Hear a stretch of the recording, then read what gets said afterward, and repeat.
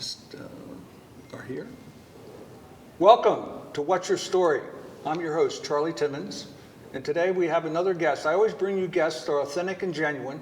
We're going to share some insights and practical information that you can put to use in your family, your personal life, as well as your business. Today, my guest is a vibrant impact maker. His name is Alan Purshan, an executive coach. He's a dynamic leader who combines his business acumen with behavioral science, oncology, and helping those leaders make an impact that they want to make in the world. Alan, welcome to the show. Thank you, Charlie. Glad to be here. That opening was jam-packed with a lot of information. So Yes. Let's cut to the chase. Tell us, what do you do? First, I'm not in ontology. I'm in ontology, not oncology, so I'm not in the medicine world. So that I want to be clear about that. That'd be a strange mix. Yes, it would be a strange mix. So I work with CEOs who believe that power should be given away so that others have the authority to make things happen with velocity. You could say that I actually help them generate results that are beyond predictable with speed. So unpack that for me a little bit. You said they give away power Yeah. to get velocity. So unpack that for me, will you? Yeah, so if you think about a CEO, they don't have a lot of resources, money, time, things of that. But one thing that they have a lot of resources is authority. And too often, executives kind of hoard the authority or the leadership, or should I say the power, in order to get things done. So the premise is that if you want to get more accomplished more quickly, the way to do that is actually I can't just give you a project without granting you the authority that's necessary for you to see it through to fruition. So if I'm working for one of these leaders, I want to sort of make my own outcomes or destiny happen myself. Yeah, well, I would change it, not your own, but we want to do what's in the best interest of the company, of course. But yeah, so there's a team, usually. We work in a lot of team environments today in the corporate world, right? And so a team's working on an initiative, and there's an alignment with the team and this sponsoring executive. What's the intended outcome? What do we want to cause to have happen here, right? So there's a desired outcome that they want to create. Once we align on that, as long as I'm using you as my executive sponsor to support me to achieve the outcome, you should give me the authority to actually produce the outcome. I have not heard of this approach before. I've heard lots of different theories on leadership and management, but this is relatively new. So Yes. What makes you different, or what makes this thing different? Yeah, so, I've worked in consulting for over 15 years, and what I've noticed in that experience is that too often executives actually want to control things, too many things. And so what it does is it actually stymies or slows down the progress that they're trying to make on what's critically important. And Charlie, it's because they don't understand power. Too often people believe power is a title, it's a position, it's money. What they fail to recognize that power, I use a simple definition, it's pretty powerful, which is power is the speed with which we translate our intention into reality. Let me repeat that. It's the speed with which we translate our intention into reality. And the more we accomplish as an executive, the more powerful we become. So if we're trying to accomplish more, we actually have to give the authority away to others so that they can actually produce the results that we've agreed on that we're trying to produce. So the way you explained it's very logical to me now. Yeah, and yet it's counterintuitive, and people don't operate that way. Do you have an example that you could share with the audience? Sure. Where this approach has been used? It may not have been defined as such, but it's been used. Absolutely. So I was brought in by a new CEO of a $25 million clip manufacturer, 5 cents a part, not very glamorous, right? Poor leadership, 8 years in arrears. And so he didn't really have a lot of alignment with the organization. They didn't trust the leadership in the business. And he said to me, Alan, listen, I know I need to create a go-to-market strategy for our next year that gets the whole team on board. It can't just come from me. Can you help me? I said, sure.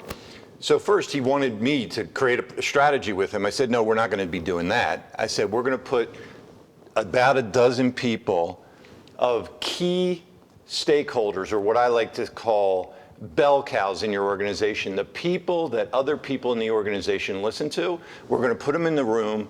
We're going to collaborate on a strategy, 3 initiatives for the coming year that they're going to focus their attention on. And that's what we did. It wasn't his, it wasn't mine, it was theirs. And then we created teams of the 12 people, 1 group for each of the 3 initiatives, and their job was to own it. And then I worked with them for about 90 days. And then another 90 days later, I called him back to check in and see how we were doing. He goes, Alan, what you did is amazing. I'm like, well, what do you mean? He said, these people are pushing me. I'm not pushing them. Too often executives have to push the people on the initiatives. No, they were pushing him. We need this, we need that, right? Why? Because we gave them authority, right?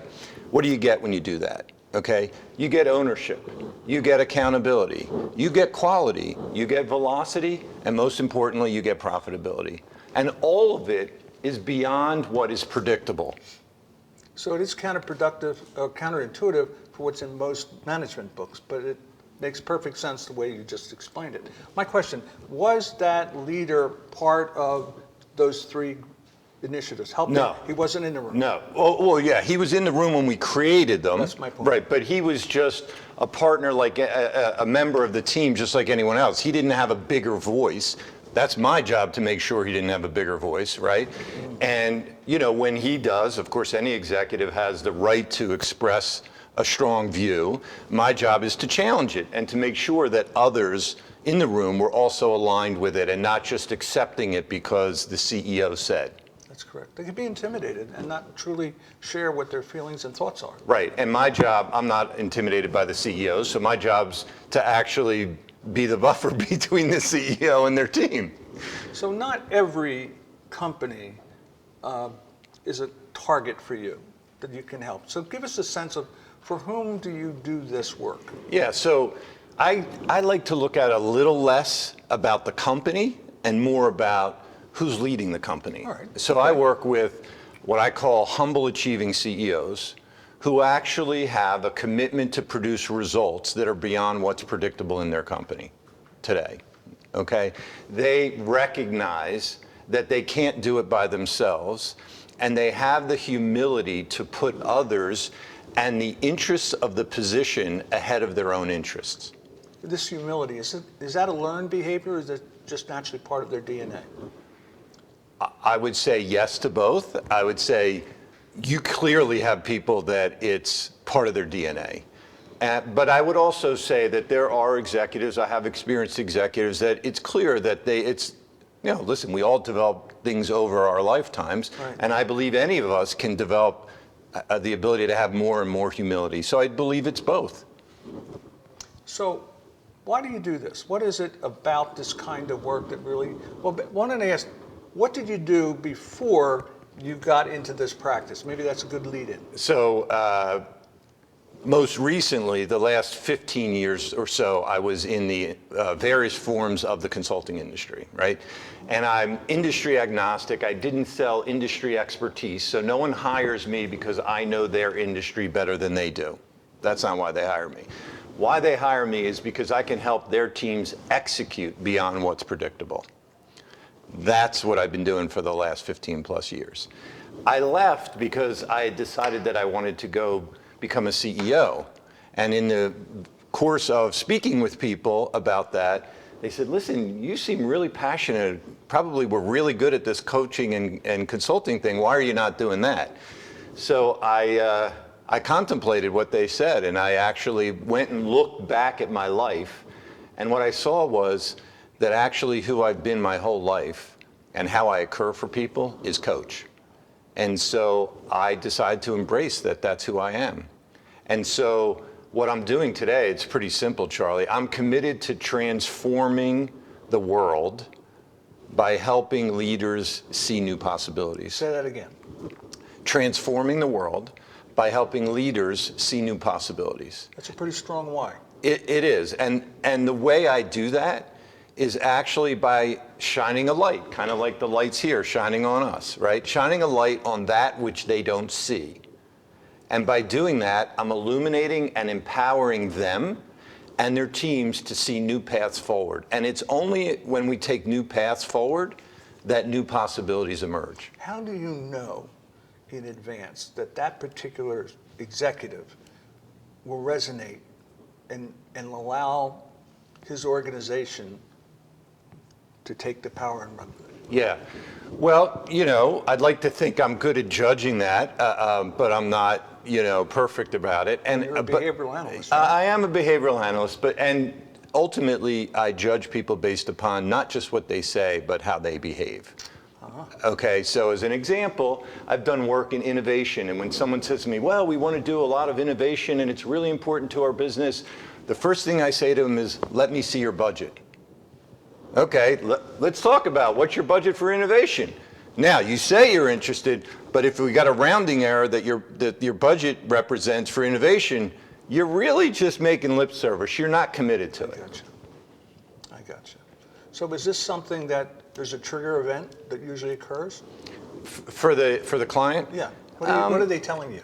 What are they saying to you for your eyebrows to go up and you say, I think this guy might, or woman, might be appropriate? So I would say by the time they come to me, there's a high level of discontent on their part with something that's happening in their business, okay?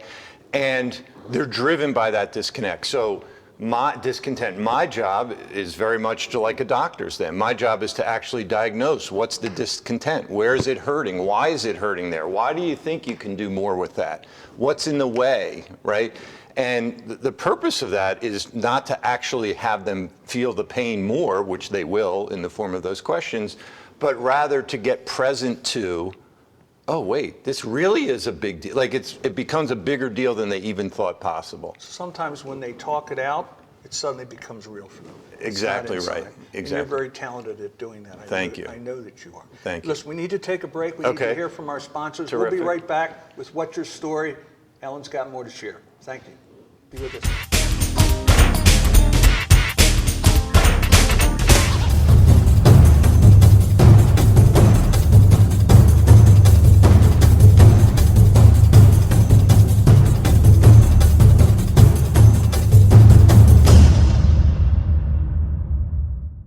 Why should you choose Rowan College at Gloucester County? Low cost. The #1 nursing program in all of New Jersey. More than 70 programs of study, including selective admissions. With record enrollment. A premier partnership with Rowan University. Transfer options with numerous universities. 4-year degree options on our campus. Rowan College at Gloucester County. Now you're thinking.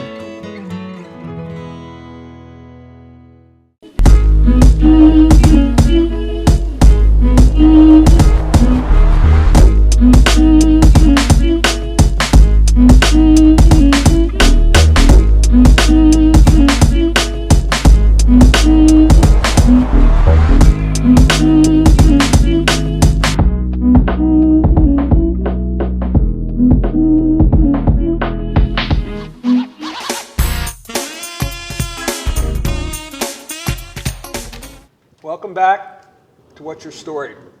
Today I'm here with Alan Purshan. We're talking about helping leaders make the impact they want to make or they're destined to make. And this is a process that Alan works with them to discover and to implement. So let's go back. In our preparation for the show, you mentioned a guy named Alan Mulally. Yes. Okay. I speak about him. I speak about him often. Yes, go ahead. So share with the audience the story that you shared with me. Yeah. So Alan Mulally is the former, now second former CEO of Ford Motor Company. He came from Boeing Corporation, and when he first got the job, the industry analysts in the automotive industry said, "Oh, there's Bill Ford making another mistake, hiring an airplane guy to run an automotive company." Well, the reality is Alan Mulally became one of the preeminent CEOs in America for the 10 years, or approximately 10 years he was CEO. And when he first joined the company, and this was written in Fortune magazine, he would have his weekly meeting with his direct reports, and they would review a traffic light report. We've all seen them, red, yellow, and green. And they were pretty much all green with a couple maybe yellows on the thing. And this happened for like 2 or 3 weeks.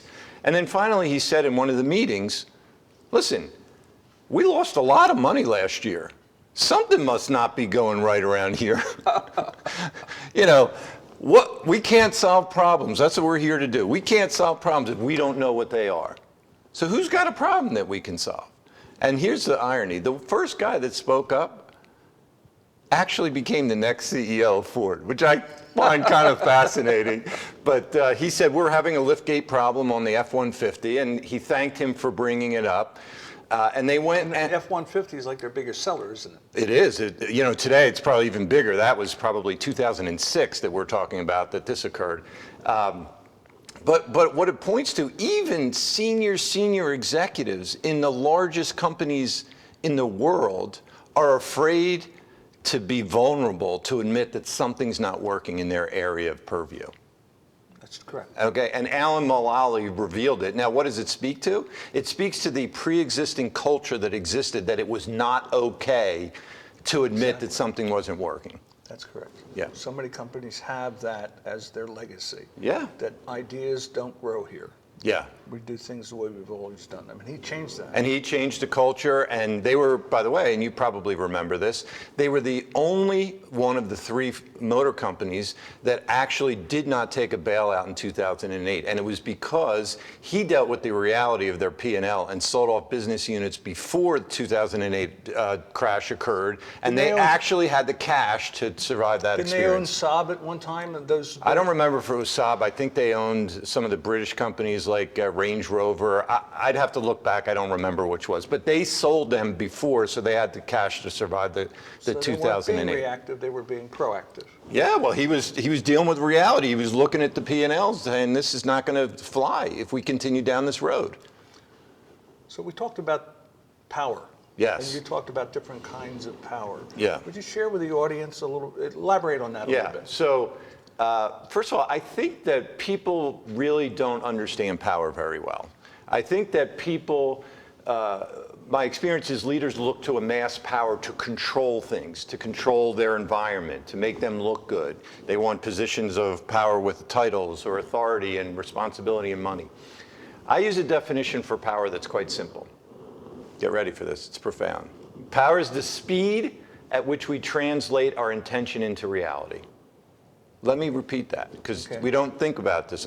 The speed, right, how quickly we translate our intention, what we want to have happen, into reality, make it real, right? So this is what's inside us, our intention, and making sure it happens out there, which requires our people. Right? Absolutely. And when you say our intention, the intention that we have for the business, right? And so with that definition of power, a leader becomes more powerful when they accomplish more, right? Because the more we accomplish, then they say, oh, Charlie's really good at this. We're going to go give him more things to get done, because he's a guy that gets things done, right? However, we don't behave that way. It's counterintuitive. People try and hoard power or control it, when the reality is that if you want to be more powerful, you have to give the power away. And for me, that power means authority to others to be able to get the work done, the initiatives that we're so committed to. So you talked about the purpose of business, the purpose of profit, and the purpose of leadership. Yes. So the three Ps, I think. Well, so when I developed this whole notion of the importance that power needs to be given away, I created an approach I call a reciprocating authority. And if you think about it, what every CEO wants is trust and respect to their people. Exactly. And guess what? I want trust and respect too. If I work for you, I want you to trust and respect me. But you're the leader. So the truth is, you should be giving me trust and respect before you should be expecting it from me. And that's this, what I call a virtuous circle of reciprocating authority. Now, there's 3 principles of reciprocating authority. The first one is that the purpose of a business, any business, is to profitably serve humans. The second one is that the purpose of profit is to perpetuate the purpose of the business. If we don't have profit, we go out of business, we can't do it anymore. And the purpose of leadership is to inspire the people that we lead and to energize the purpose of the business. That's what we expect of leaders. So when we give away the power, Yes. those three things kick in. That's what I'm sensing. Yes. So what happens is when you give power away, what you end up with is people owning that which they're responsible for. Not because you said so, but because, hey, this is mine. I'm responsible for this, right? So now I got a higher degree of ownership, a higher degree of accountability, which is void in most organizations. Quality improves, velocity improves, and profitability improves. So who would not want to work in that kind of environment? So it must be very helpful in the recruiting of talent into that company if it operates that way. Thank you for noticing that. So there's a lot of talk in the HR world about the importance of being able to keep people working in an environment that's empowering, right? And you're right, talent's at a void. We don't have enough talent for people to fill jobs. There's a lot of jobs that are, knowledge-driven jobs that aren't being filled because we don't have enough people. Well, if that's true, then it's a competitive advantage for me as a leader if I'm building an environment that people want to come to work in. Because I'm going to keep people and I'm going to attract people. Are there any companies today that you could share with the audience that are putting these principles in play? Well, listen, I think that there are a lot of highly successful companies in the world today. And I believe that in their own way, they are doing some version of this. I mean, Google's clearly doing this. They empower their people. They couldn't have grown as quickly as they did if they didn't, right? Apple is certainly doing it, right? Because Apple's grown phenomenally. So there are companies that do this. Traditionally, you don't see it in the old mainline companies, the companies that have been around for 20, 40, 50 years. And it's kind of unfortunate, but it's the old culture mentality versus the new culture. So I would assert that generally you'll see it in more of the companies that are newer, with younger leaders who are not constrained by the way we've done it in the past. What have you heard from your clients, that is the value they take away from this? What did they share with you, Alan? So I think, listen, at the end of the day, I talked about trust and respect, right? They want and need trust and respect because you can't get things done if you don't have it, right? They also need someone who actually can tell them what I call speak truth to power, tell them what they need to hear, right? And I'm somebody who's an unbiased observer that can actually do that, okay? So the value becomes that they now see new possibilities. You saw it.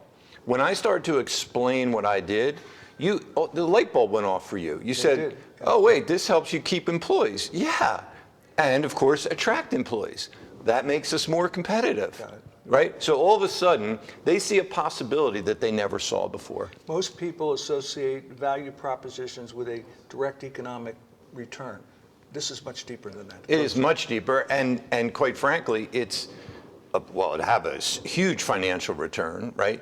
And your competitors cannot compete with you on that. We need to stop. Okay. We could go on for another hour. This is a Well, I enjoy fascinating speaking topic. with you. Every guest that comes on my show, I give them an opportunity to look into that camera. Yep. And speak to the audience, share information, give things away, whatever you'd like. Terrific. Time's yours. Terrific. Thank you. So, thank you, Charlie, for having me. I greatly appreciate the opportunity to be here. My message is simple. If you're a leader who is dissatisfied with the impact that you're making, who literally knows that there's more that they and their team can accomplish, who recognizes that power actually should be given away, then you should reach out to me. We should have a conversation, talk about what's important to you, and more importantly, why is that important to you? Why do you want to make that impact? And the way to do it is really simple. You can just go on my website, alanpurshan.com, all one word, ALANPRUSHAN.com.